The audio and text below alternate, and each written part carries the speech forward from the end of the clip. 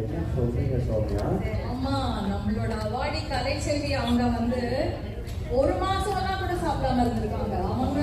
Can you imagine the plight of a single mother who was raising a son and 2 daughters without any support from relatives or family or friends or neighbors? அதாவது இதுல மகாபாரதத்துல இவர் பீஷ்மர் சொல்வாரு கர்ணனை பார்த்து, ஒரு வீரனுக்கு தான் வீரனை தெரியும். அதே மாதிரிதான் bravery knows bravery and hunger knows hunger. Fantastic. Hunger knows hunger. அவங்க பசியில இருந்ததுனால அந்த பசியோட கொடுமை எப்படின்றது அவங்களுக்கு தெரிஞ்சிருச்சு.